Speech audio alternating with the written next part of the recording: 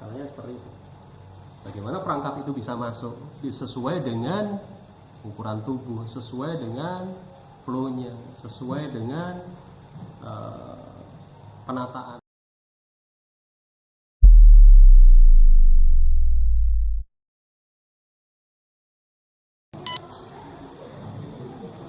Selamat pagi semuanya. Ini yang pertama kita ke mata kuliah perancangan arsitektur 2 dulu. Ini saya juga.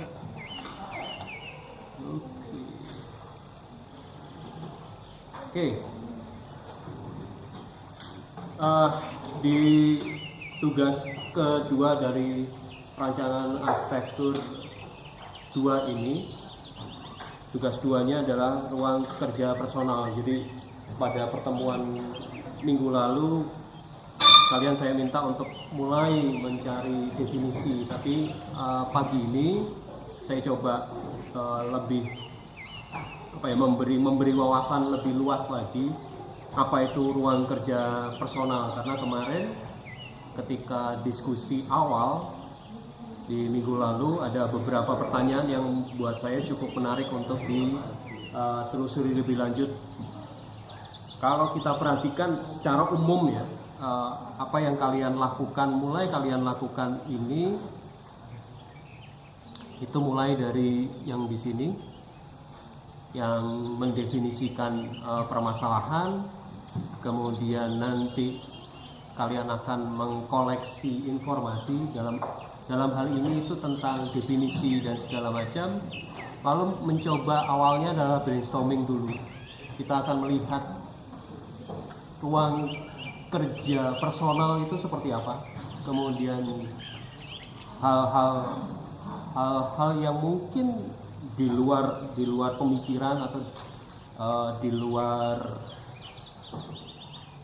definisi pada umumnya kerja itu seperti apa, bisa kita kembangkan pada tahapan brainstorming yang dilanjutkan dengan kita coba menganalisisnya lebih lanjut. Lalu setelah itu ada definisi, ada usulan, nanti akan sedikit kita bahas di mata kuliah teori dan metode perancangan apa yang disebut dengan studi preseden. Studi preseden, apa yang sudah terjadi di sebelumnya, di waktu yang lalu, yang kemudian bisa kita kembangkan lebih lanjut. Lalu dari situ kita coba analisis, ada masalah apa sih, ada hal-hal yang perlu kita sikapi atau kita analisis lebih lanjut, yang kemudian kita akan mendevelop, pada umumnya akan mendevelop, membangun sebuah solusi desain. Jadi itu kan develop solution. Jadi solusinya apakah tepat dari analisis, dari brainstorming, dari definisi. Itu yang terkadang dipahami sebagai feedback. Feedback itu kadang pada pembangunan atau pembentukan solusi tersebut kita akan menoleh kembali ke bagian analisis, atau bahkan sampai ke kita coba cari lagi informasi tambahan untuk melengkapi pola pikir atau konstruksi pemikiran solusi kita, yang kemudian dari hasil feedback, dari informasi tambahan, dari analisis tambahan, kita bisa mengimprove sesuatu hal dari definisi di awal. Jadi ini tahapan kerja secara umum. Lalu pada prosesnya sama seperti yang di pertama, kita akan mengidentifikasi atau mencari definisi dari kerja itu apa, mengidentifikasi aktivitas dan kebutuhan ruang geraknya, plus nanti juga di perabotnya. Jadi ini satu kesatuan, karena konsekuensi dari sebuah aktivitas ada pergerakan adalah perabotnya. Perabot muncul atau perabot didesain untuk menunjang dan melengkapi aktivitas. Jadi jangan dibalik, jangan aktivitasnya mengikuti perabot, tapi perabot tersebut yang terbangun karena ada sesuatu aktivitas. Jadi bolak-balik ada pertanyaan, Pak, boleh nggak custom atau boleh nggak dirancang sendiri tidak sesuai dengan ukuran di pasar? Ya sangat boleh, karena pada intinya perabot itu benar-benar untuk menunjang atau menyempurnakan dari aktivitas tersebut. Perabot-perabot yang ada di pasaran itu biasanya perabot-perabot yang sifatnya general. Jadi seperti meja yang kalian hadapi ini sifatnya general. Jadi mata kuliah apapun, pekerjaan apapun, ya mejanya seperti itu. Kemudian kalian mau membaca, mau santai, minum kopi, segala macam, kursinya ya itu gitu. Tapi pada tahapan ini, pada desain ini, kita coba melihat aktivitas tersebut untuk menjadi nyaman itu perlu perabot yang seperti apa.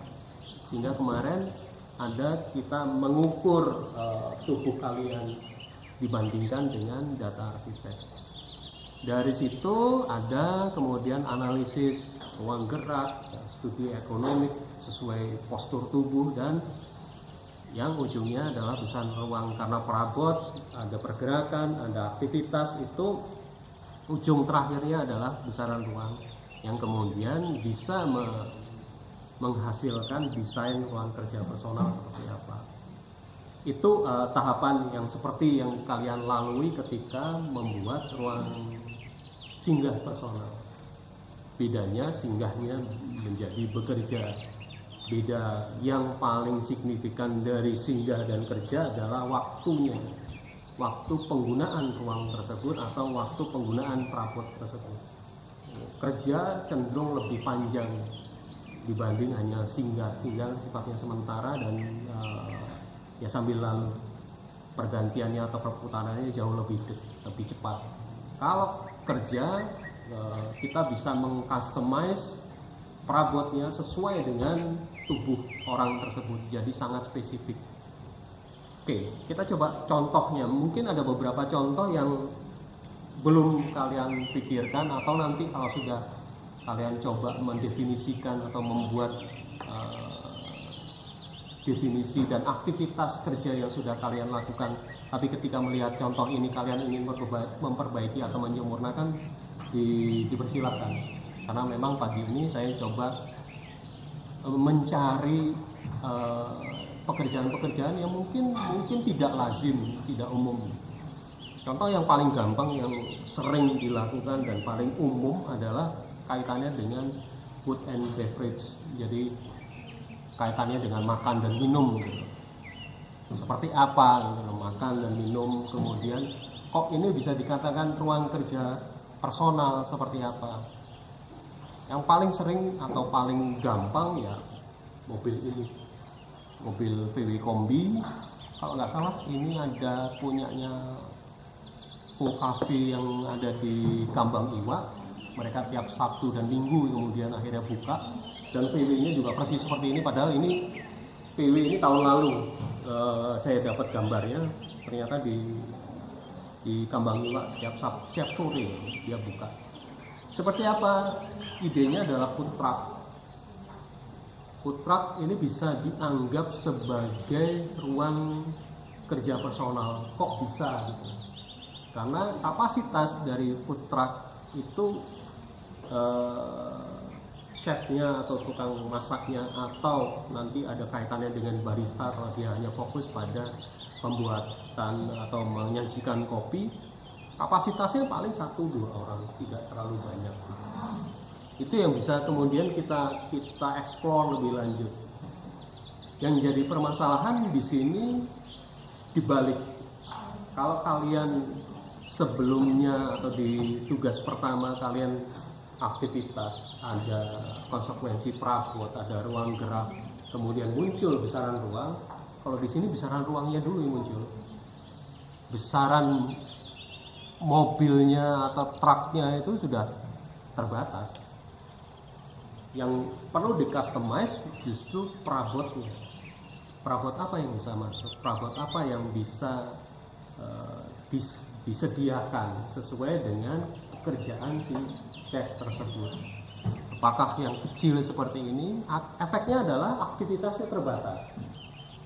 Contoh hanya mungkin tidak membuat roti, tapi hanya menghangatkan roti, bikin burger dan segala macam, itu kan semua rotinya, kemudian ingredientnya itu udah siap kan, tinggal dihangatkan. Atau bahkan sampai yang large, yang sangat besar, artinya restoran bener, restoran atau bukan restoran, lebih ke kitchen berjalan, kitchen yang mobile gitu. Jadi kalau kalian perhatikan perangkatnya sangat berbeda gitu loh. Ini besarnya segini, ada perbedaan besar, ada freezernya juga, ada tempat goreng di beberapa di atasnya atau di truk pertama dan truk kedua, penggorengan itu tidak ada. Ini disesuaikan. Ini membuat menarik karena flow memasaknya tetap gitu. Segitiga yang sempat saya jelaskan beberapa waktu yang lalu, segitiga proses memasak di dapur itu tetap berjalan. Dari mencuci, dari meracik, memasak, menyajikan. Flow itu tetap ada. Cuman kemudian perangkat ini harus bisa masuk ke dalam sebuah truk, misalnya seperti itu. Bagaimana perangkat itu bisa masuk? Sesuai dengan ukuran tubuh, sesuai dengan flow-nya, sesuai dengan penataannya, sehingga fit di dalam satu mobil ini gitu. Itu yang jadi uniknya di situ. Jadi Pak, apakah ini bukan perancangan produk? Kalau ada yang menanyakan seperti itu. Di sini memang lebih dekat ke desain produk, desain, bahkan ada yang mengatakan, beberapa teman dosen ketika saya share perancangan 2 ini, banyak yang mengatakan itu kan desain interior.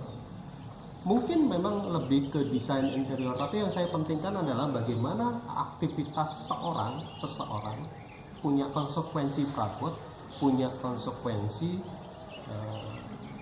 besaran ruangnya. Di sini bahkan lebih tanda kutip lebih sadis lagi. Besaran ruangnya segitu gitu.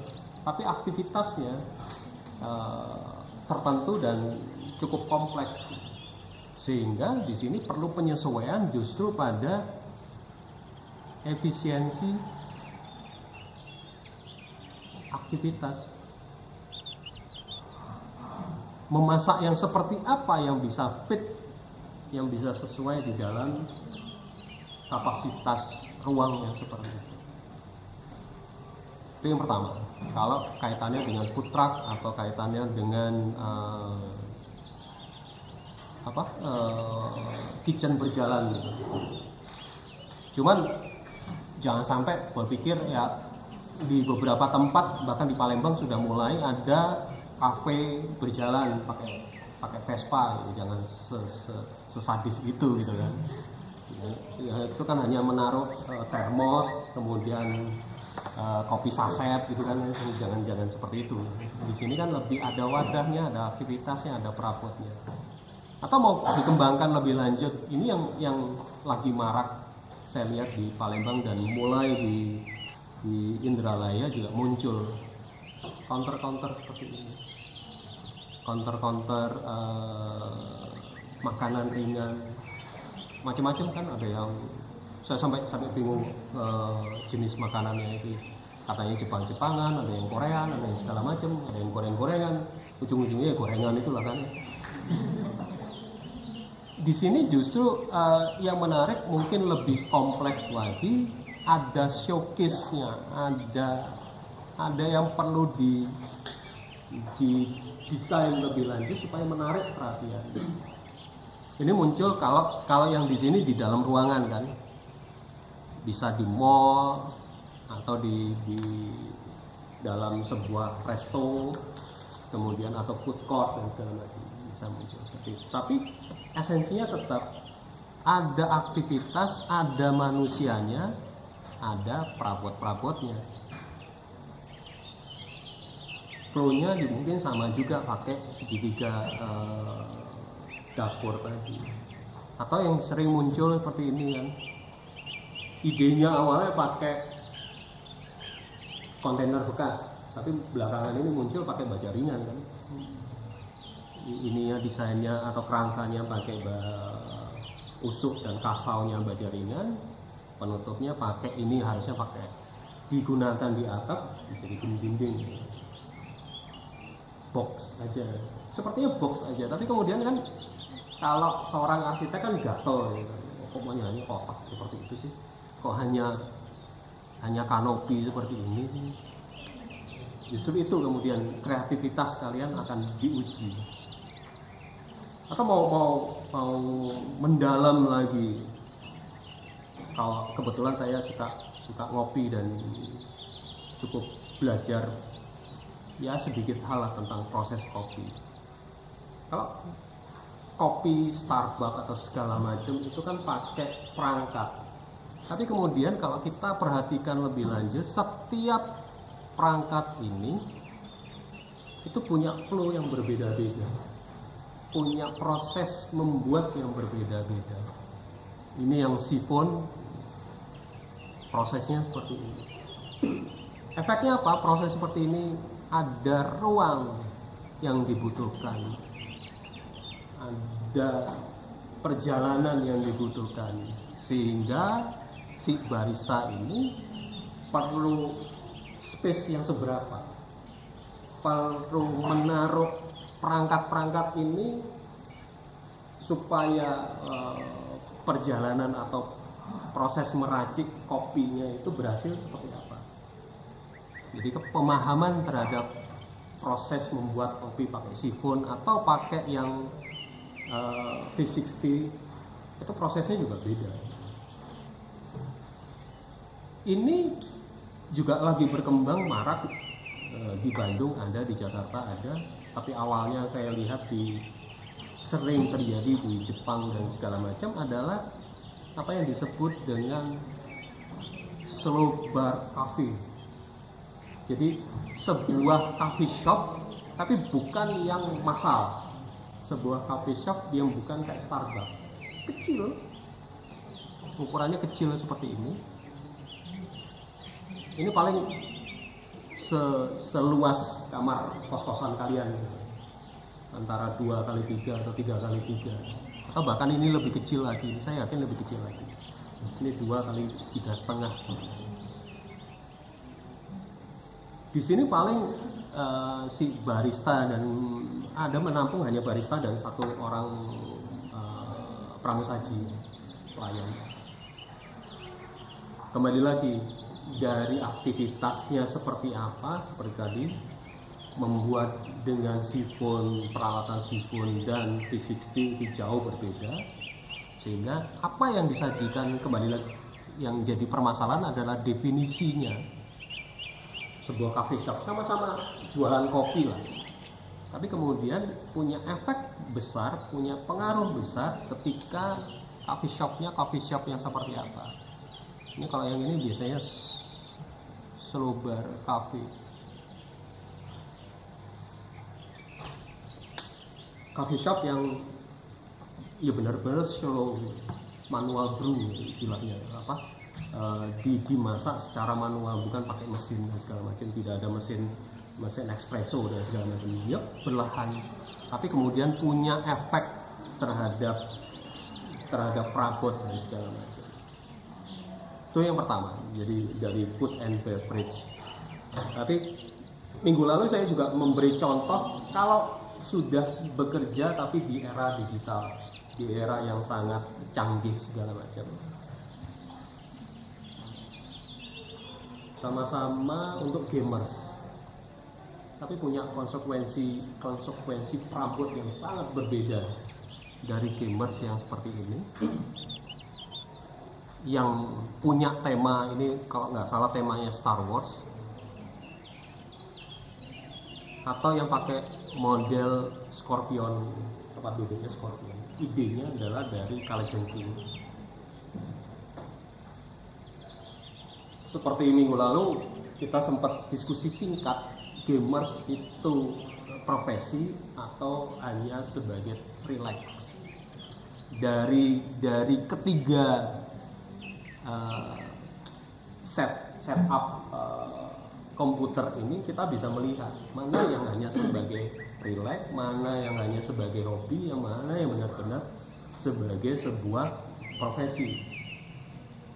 Ini pasti ada catatan tersendiri gitu. Ada catatan tersendiri dengan setup kalajengkingnya itu punya setup tersendiri. Mungkin ini lebih untuk relax, mungkin ini untuk hobi karena punya keseriusan, punya tema yang mendalam kaitannya dengan Star Wars segala macam. Itu bisa dikembangkan lebih lanjut, atau sama-sama terkait dengan komputer yang ini trader. Puyeng lihat monitornya ini, saya sudah puyeng, apalagi dengan grafik-grafik seperti itu. Dan setiap monitor itu punya peran tersendiri. Bahkan kenapa sih sampai di depan ini kan ujungnya TV biasa sih sebenarnya. Mungkin juga komputer, tapi kemudian TV ini biasanya sih menyajikan berita, entah Bloomberg, entah apa. Karena setiap isu pasti akan mempengaruhi ke grafik-grafik ini. Dan saya yakin grafik ini tidak dari satu bursa efek, beberapa bursa efek. Dan tetap dia butuh buku, padahal monitor sekian banyak, keyboardnya aja 2, mouse-nya entah berapa, kok masih ada nyatet gitu kan. Tapi itu uniknya ya trader gitu kan, seorang pemain saham. Atau mungkin itu agak jauh dengan kita ya, trader dan segala macam, membayangkan aja puyeng. Yang dekat dengan kita aja, seorang desainer, ada laptop, ada monitor, ada keyboard, masih ada pensil, ilustrator. Ada yang kemudian kaitannya dengan animator, monitornya sudah dicoret-coret. Bukan berarti kemudian saya ikut-ikut gitu, enggak. Saya selalu cari laptop yang bisa dicoret-coret. Kayaknya asik aja gitu. Ini ada monitornya, ada keyboardnya tetap. Sama juga dengan ini. Kemudian ini jelas ilustrator yang kaitannya mungkin desainer yang fokus di pewarnaan, sehingga palet warnanya tetap dia pegang. Jadi kita bisa mengembangkan lebih jauh gitu, mengembangkan lebih jauh definisi dari kerja, bahkan sampai ke hal-hal yang sangat spesifik. Sama-sama perangkatnya komputer, tapi kemudian punya spesifikasi, punya spek pemikiran, punya spek komputer yang jauh berbeda sesuai dengan aktivitas dan kebutuhannya. Itu yang biasa atau yang umum dilakukan di tugas pertama kemarin. Kalian melakukan dari definisi aktivitas, dari perabotnya seperti apa, kemudian kalian coba mengukur ruang geraknya, ukuran perabotnya yang nyaman dan segala macam. Muncullah sebuah desain, sebuah perancangan arsitektur. Tapi sekarang ada hal yang coba saya tambahkan sebelum kalian masuk ke desain ruang kerja personal. Ada yang disebut dengan desain selubung bangunan. Jadi secara fungsional kalian beres, sampai kebesaran ruang kalian sudah dapat tidak hanya meter persegi tapi meter kubik, volumenya dapat. Tapi kemudian saya sisipkan itu kenapa hari ini agak spesial. Karena ada yang disebut dengan desain selubung bangunan yang mungkin terlepas dari aktivitas di dalamnya. Kalau terkait dengan aktivitas di dalamnya, kita biasanya menyebut dengan form follow function, bentuk mengikuti fungsi. Fungsinya apa, bentuknya. Tapi saya ngajak kalian, kenapa di tugas 2 perancangan ini agak berbeda. Kalian akan membuat mock-up-nya dulu, studi masanya dulu, karena kalian akan buat ininya dulu. Kalian buat selubungnya dulu, baru kemudian ini dimasukkan aktivitas tertentu. Jadi buat bungkusnya dulu, buat kotak kadonya dulu, baru kemudian masukkan kadonya. Ini sering kan di TikTok itu kadonya, wah, dibuka, ternyata kadonya cuma kecil, bukanya setengah mati. Di sini sama, kalian akan kami ajak untuk mendesain selubungnya dulu, sesuai dengan kreativitas, sesuai dengan keisengan kalian. Kemudian baru dimasukkan yang tadi, entah meter persegi, entah meter kubiknya. Sehingga tahapan mencari definisi sampai besaran ruang, karena di tugas pertama sudah, silakan kalian tetap lakukan aktivitasnya. Tapi dari tahapan itu kita coba sisihkan dulu meter persegi dan aktivitas segala macam, kita berkreasi. Ini kaitannya sebenarnya dengan perancangan arsitektur 1. Jadi model seperti ini atau desain seperti ini punya kaitan erat dengan PA1 kalian, supaya bentuknya bisa seperti ini. Kalian bisa bereksplorasi bentuk, bisa macam-macam bentuk seperti ini, kemudian masukkan aja aktivitasnya apa. Di buku FD Kacing, semoga kalian sudah mulai membaca buku ini, itu ada yang satu chapter yang membahas tentang form. Apa itu subtraktif, apa itu adiktif. Jadi ada pengurangan, ada penambahan, itu jelas. Atau nanti linknya saya berikan, karena di 2 tahun yang lalu kebetulan saya pegang PA1, itu saya ada materi tentang ruang positif, ada materi tentang transformasi kubus, bagaimana mengolah kubus, bagaimana mengolah ruang positif dan ruang negatif. Atau nanti juga saya share juga ada buku ini, Cut and Fold, ini cukup seru. Dari selembar kertas itu kalian bisa membuat bermacam-macam bentuk yang kemudian menjadi 3 dimensi.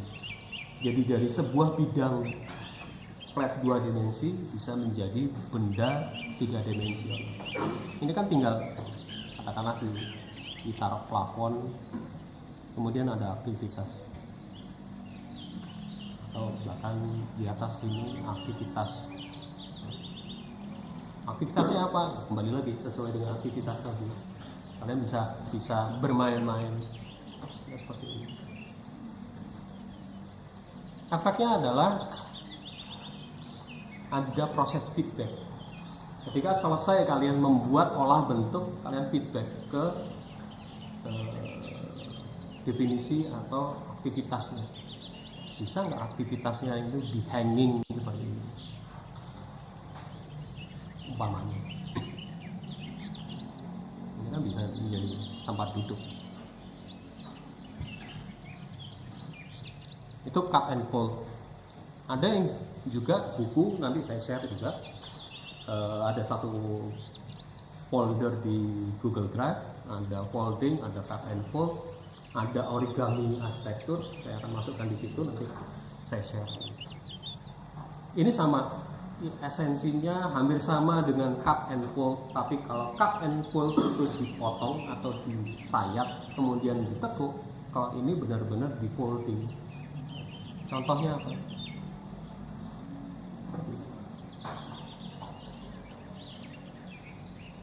Kebayang ya, kebayang keisengan yang mesti kalian lakukan.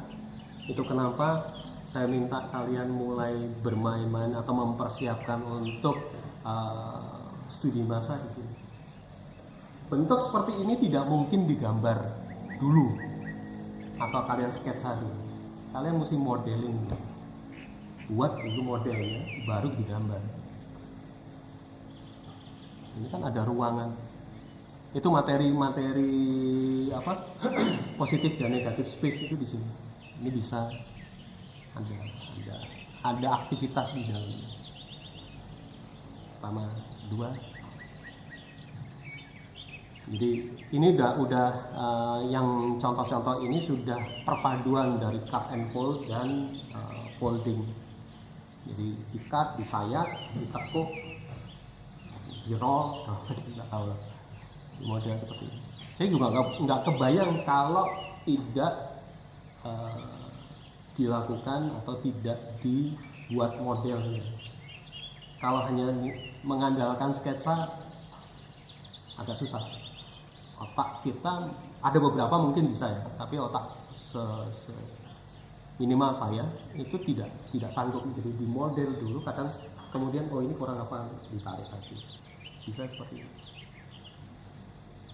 Ini kan bisa macam-macam.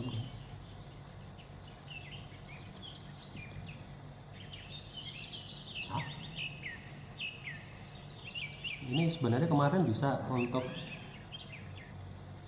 ruang singgah personal. Ada beberapa yang bikin shelter busway, asik banget.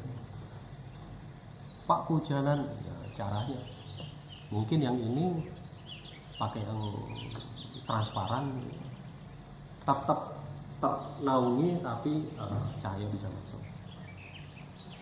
Ini contoh, beberapa contoh transformasi. Oke, sehingga kalau kalian perhatikan di sini kalian sudah masuk. Ini ada sedikit perubahan ya, karena ini kan switch UTS-nya agak maju di tanggal 22, sehingga kalian sudah bisa masuk di tinjauan membuat definisi dan segala macam. Lalu perhatikan ada 3 minggu untuk modeling dari minggu depan. Ini dari tanggal 8 kalian sudah bisa melakukan modeling. Itu kenapa saya agak extend, tidak hanya 3 minggu, mungkin menjadi 4 minggu kalian bisa melakukan modeling. Karena modeling ini tidak hanya bentuknya, tapi dari bentuk tersebut coba masukkan aktivitasnya. Dari situ baru ada hal-hal yang ya mungkin apa ya, ada feedback, perbaikan modeling, perbaikan gambar, perbaikan aktivitas. Jadi waktunya memang agak di extend, agak diperpanjang. Contohnya seperti apa Pak? Yuk. Kalau tadi bidang, kalau ini batang. Jadi dari stick. Kenapa kemarin saya sarankan yuk pakai tusuk sate, tapi tusuk sate kambing gitu yang ada besar. Ini kan membentuk ruang, ada aktivitas di dalam. Ini pakai sapu lidi, bisa membentuk ruang. Ini bagian atas. Atau tetap mau pakai bidang, bisa seperti ini. Perpaduan bidang kemudian diisi.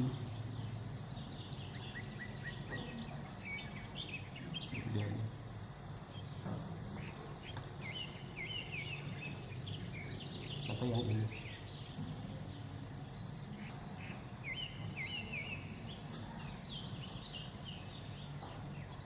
Di 2 tahun lalu ketika saya masih pegang PA2, setelah UTS itu kalian main-main seperti ini, tapi tanpa aktivitas. Jadi permainan bentuk, transformasi, bentuk cut and fold, folding, origami, kemudian bidang bersaf dan segala macam, mainnya seperti ini. Dan ujungnya adalah ruang positif, ruang negatif tadi. Belum masuk ke aktivitasnya, tapi karena karena kemarin kalian materinya berbeda, sehingga di PA2 ini saya agak extend untuk model. Kalian bikin modelnya, coba modelnya baru ini aktivitasnya dimasukkan, kemudian disesuaikan, difitkan dengan model itu. Tetap ya, ukuran meter persegi, ukuran ergonomi, ukuran kenyamanan, ukuran postur tubuh, model postur tubuh, kalau mau rebahan seberapa segala macam itu tetap menjadi pegangan. Sehingga bentuk ini ya perlu di-adjust lagi, disesuaikan lagi dengan aktivitas.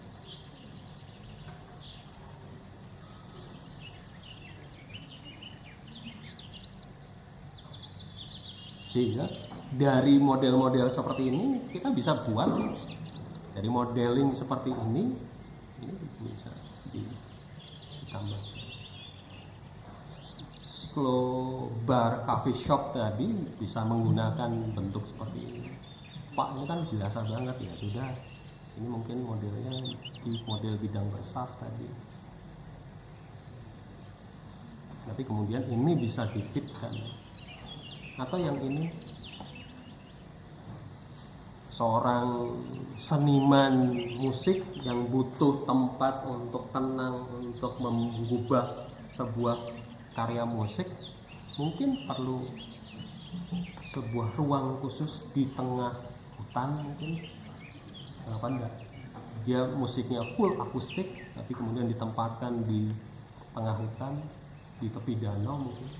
Bukan danau sini ya. Kalau danau sini banyak panasnya daripada nyamannya.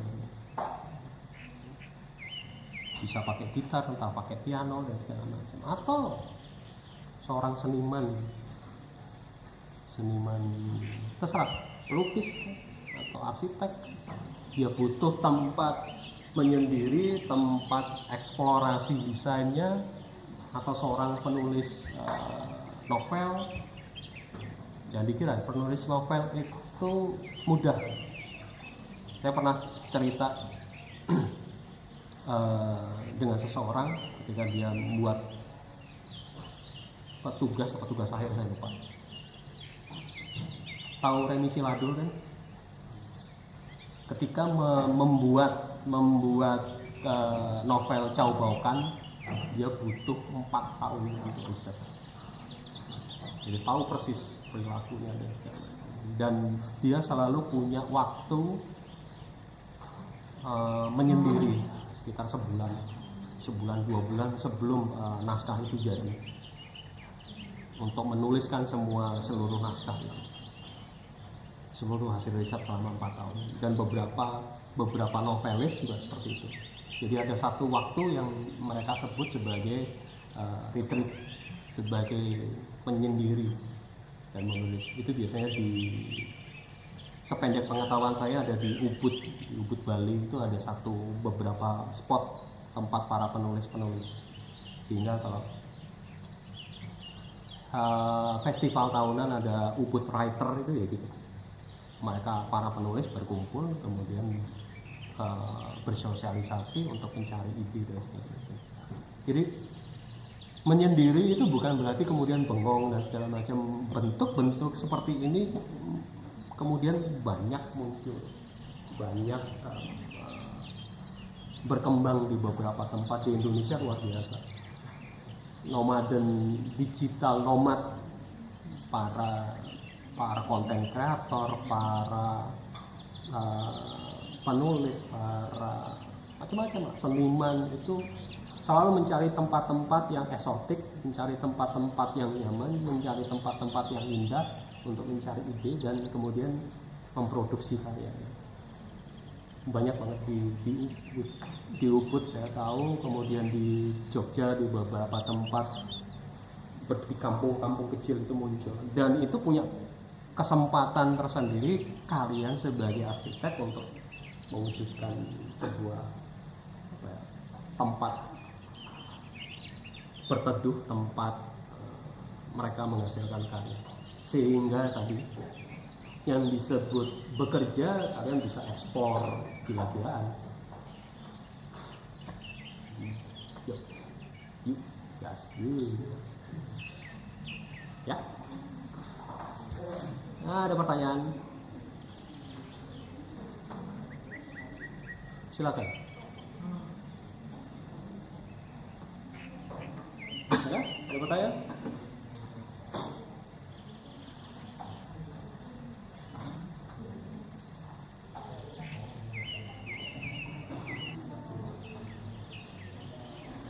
Kebayang ya mesti ngapain?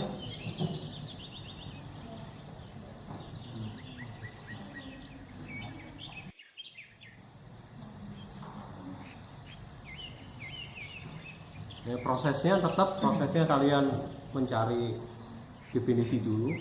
Kenapa definisi ini penting? Hanya untuk framework awal. Tapi kemudian frame yang kalian buat itu kalian bongkar sendiri ketika sudah mulai membuat bentuk-bentuk ini.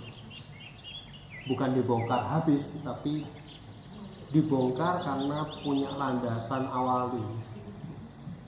Jadi untuk membongkar sesuatu itu kan perlu ada benda yang dibongkar. Jadi frame awalnya adalah ruang kerja personal. Ruang kerja personal seperti apa? Kemarin ada pertanyaan, Pak, kalau pos satpam seperti apa? Ya bisa. Pos satpam juga bekerja. Pos satpam di sebuah perumahan tipe klasik mungkin bentuknya akan berbeda banget dengan perumahan di tipe yang lebih vernakula atau lebih yang eksplorasi, karena pos satpamnya model gate-nya adalah one way gate gitu. Jadi keluar masuk pasti lewat titik tersebut dan jalur masuknya cukup jauh. Seperti di Citra Grand itu kan dari titik masuk ke perumahan itu cukup jauh dan tempat masuknya juga lingkungan alami, sehingga pos satpam itu bisa menjadi sebuah sculpture, bisa menjadi atraksi tersendiri. Kalian bisa bermain seperti itu. Jadi di sini konteks mungkin konteks kawasan, mungkin konteks tempat menjadi seru juga, bisa dipahami lebih mendalam.